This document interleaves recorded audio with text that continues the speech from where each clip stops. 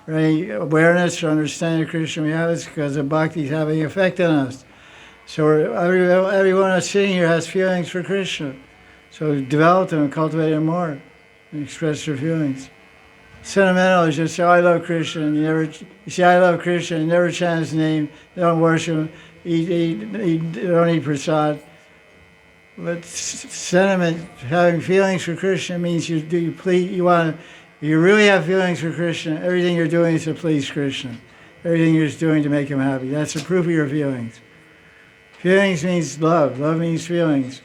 So love means to please and to satisfy and to serve. So you have feelings for Krishna, you're serving him and loving him, and it's not sentimental. Sentimental is, I'm a devotee, I have neck beads, I'm a devotee. And you just, nonsense. That's the sentimental devotee. Sentimental is all talk, all show, and no real bhakti. Nice kurta, nice neck beads, fancy neck beads, carved with the name Radharani neck beads or whatever. Some fancy stuff. But no real hardcore bhakti, devotion. You have to have a heart of a bhakta.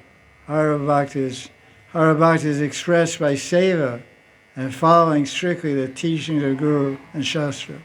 This is a proof of love. Proof of sentiments is following the teachings of Guru and Shastra and Krishna. Talking about how great a bhakti are. Walk your talk, they say,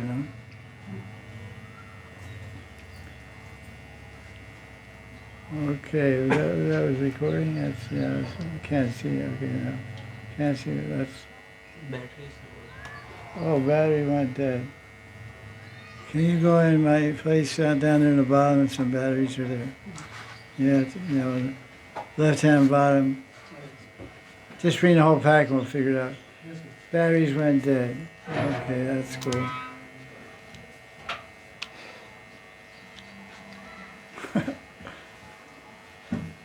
Hope my feelings don't go dead. That's your question. Who has a question? Anybody has a question, hasn't asked a question yet? How about...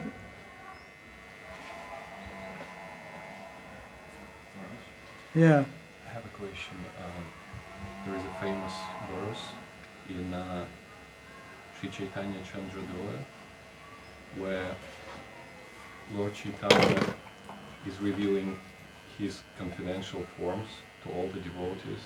Well, that's Act 5, verse 10. And then Advaita Acharya is asking Yeah.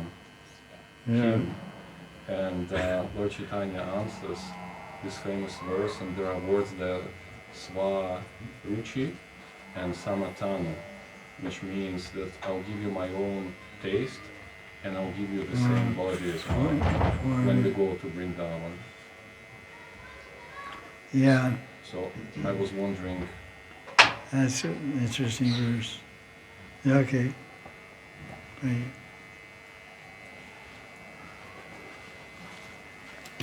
Okay. This is yes. Yeah, yes. Put these two no guys there. Put them in the no. Point this towards the no. It's good. Hey, give me the good ones first. Okay.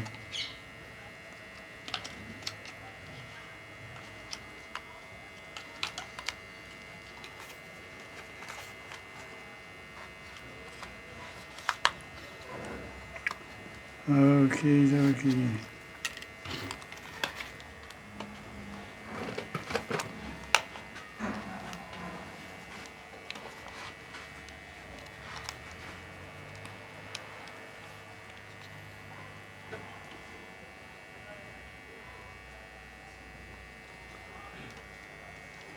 I'm just going to take so long. The question is asked, Chaitanya Chandrodaya Natik by Kavi Karnapur. Oh, Sri Chaitanya Chandrodaya by Prabhupada Saraswati.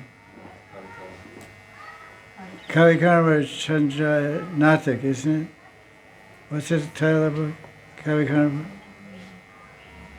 Sri Chaitanya Chandrodaya Natak. The questions, there's a verse there, Act 5, verse 10 or something. Lord Chaitanya is telling Vaidacharya, I will take all of you to Vrindavan and give you the same Bhav and Tanu and Bhav. Give you the same Bhav and Tanu. Tanu means body I have. What does this mean? I asked this question to my teacher actually. Oh, it's ready now.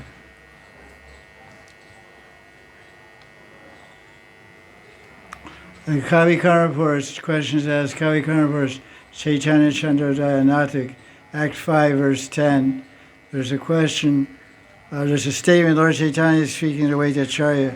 This is towards the Antya Lila of Lord Chaitanya. It's toward the closing pastimes of Lord Chaitanya in Puri. And he says, Lord Chaitanya says to Vaidacharya, I will take all of you to Vrindavan and give you the same Bhav and same form I have. Right? Tanu and Bhav. So what does that mean? So I asked my teacher this, and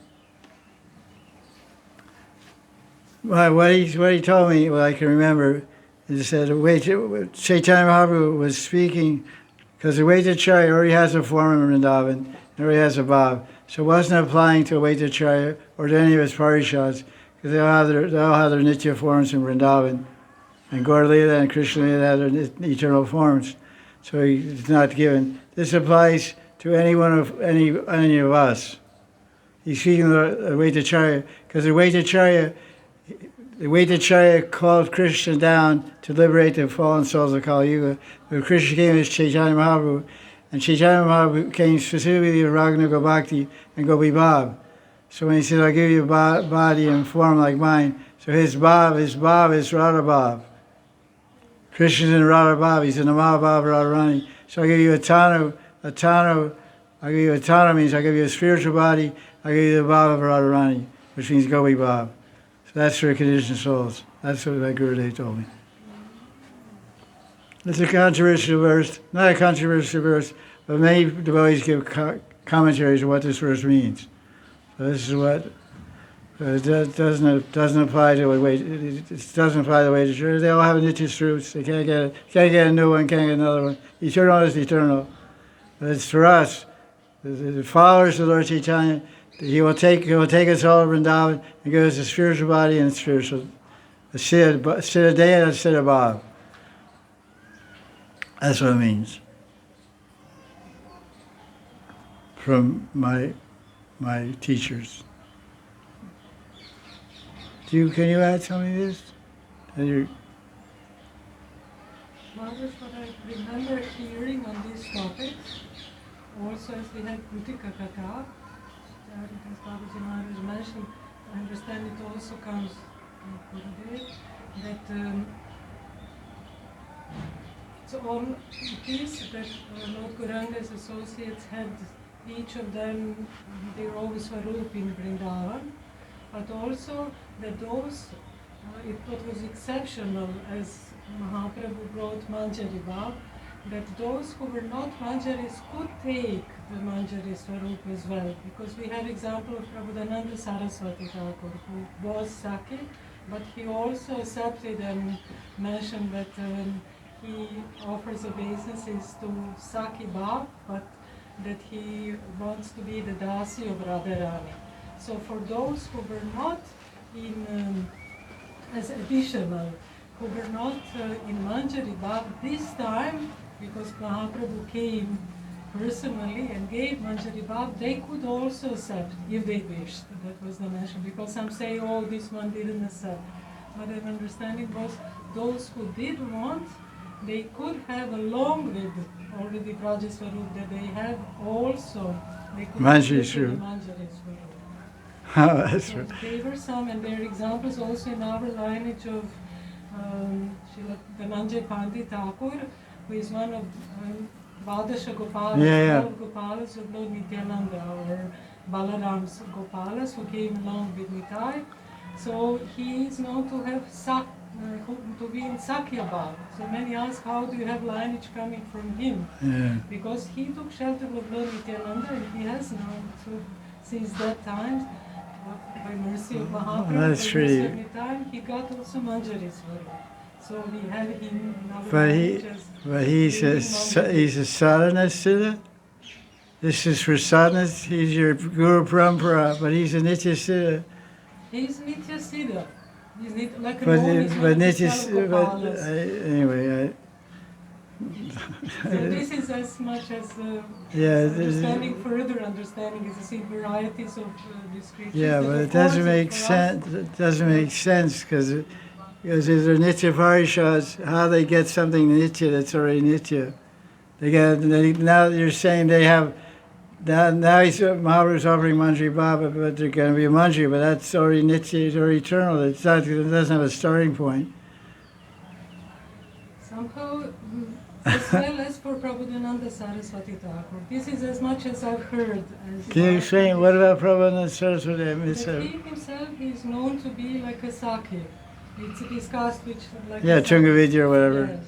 But did he also in Radha Rasa Shuddhamiti? He many verses about Manjari Baba. I offer obeisances to Saki Bab, but I want to remain or to Dasi. Radha Das. It means like a Manjari Swarup. Yeah, there's 60 verses out of it. Yeah, so in this regard, it's understood to understand Acharya's descriptions that beside the original Bhav, be it Saki Bhav or Sakya Bhav, by mercy of Mahaprabhu, his associates could this time also be gifted.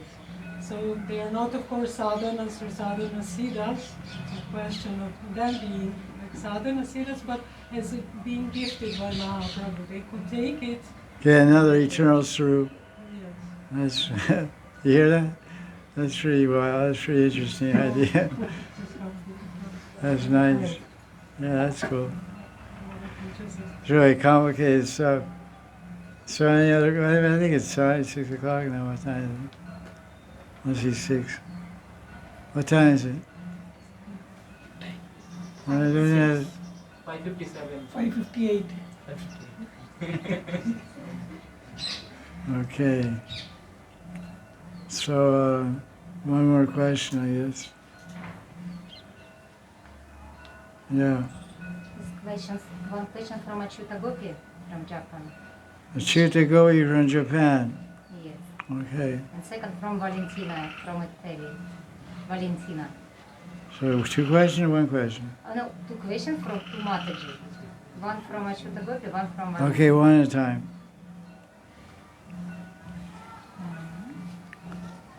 Achyuta Gopi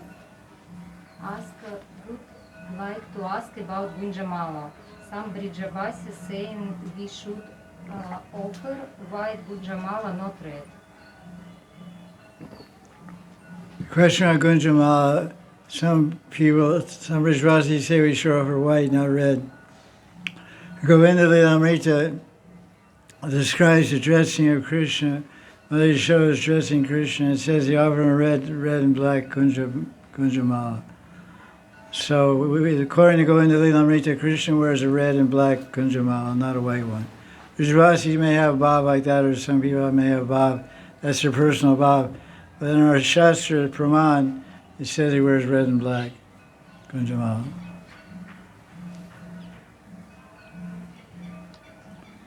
Brajvasis, or some guru may say like that, that's, you respect that, that's your guru, you follow that. But Govinda Lilamrita says red and black. Other question? Other question from Valentina. I have heard so many times your audio book of Vilapaka Sumanjali, and I have a question on verse 53. O Devi, when Lalita joyfully perform arati to you, and other Saki worship you with auspicious songs, when this man servant to whom you are dear, then million of life worship you with your hair. How a Manjari can worship Radhika with her hair? Can you please explain to us something about this topic? Asking a question in Vilakusamanjali, it's a verse. 53. 50? 53. 53, that Raghunath Das, who's Tulsi Manjari, is saying, Radharani, when will I worship you with my hair? There's in the 10th canto of Bhagavatam, there's a story of Shrutadeva and Balalasva. Shrutadeva is a Brahmin and Balalasva is a king. And Krishna came with a bunch of rishis and sages to visit both of them. And when he came to the humble house of Shrutadeva, the Brahmin, Shrutadeva was so excited when he saw Krishna. Shrutadeva had a chadar on his neck. He's so excited, he wanted to offer something to Krishna. He took his chadar off and started waving in the air like a chamara fan. Hey Bhagavan, hey Bhagavan, hey Bhagavan, hey Bhagavan. He was so ecstatic. Krishna came to my house, Krishna came to my house. So I had to ask this question to my teacher, and he told me that the gopis are in such an ecstatic mood, they want to worship something Radharani. So they take their hair goes all the way down to their thighs, and it goes underneath. They take their hair and they wave it around like a chamara. They take their bani and wave, Jai Radhe, Radhe, Jai Radhe, Jai Radhe. That's how you worship with hair. And also in the same books, he does the hair for other things too. dries the bathroom with the hair, dries Radharani. First, one verse, Tulsi Mandraji drying Radharani's bathroom with her hair braid. The next verse, she's drying Radharani's feet with the same hair. That means that the feet are transcendental, the bathroom is transcendental, and the hair is transcendental. Doesn't meet material logic. It's all transcendental. Because the hair is it's all frame. It's just the hair of the gopis is just frame. Everything is made of Chintamani. We say bathroom, but it's Chintamani gems, you know. You go in a bathroom, and the sink can fulfill all your desires. The sink is made of Chintamani. You just touch the sink. Oh, sink, I need a new wife, you know. I need a new husband. And you come out of the bathroom, you have a new wife, a new husband, you know. Chintamani gems. So it's like that. It's a little hard to conceive all these things, you know, with mundane intelligence. But it just shows that everything is transcendent, everything's totally pure. The hair is pure, everything's pure. I'm using my hair to dry Radharani's bathroom. Radharani doesn't have any problems when I use the same hair to dry her feet. She goes, oh, use my hair. She says, oh, it's nice soft hair. Hair is softer than a towel. So Radharani likes the soft hair of the manjaris, drying her feet. Radharani likes to feel the manjari's hair. And the manjaris like to feel Radharani's feet on the end of their hair. They both are enjoying serving each other and being served. That's the kingdom of love. Anything else? I think that's it. I took 2 more questions. Okay, I thank everyone for their kind attention, and thank everybody on the net for your attention. Jaya Jaya Sri Radhe.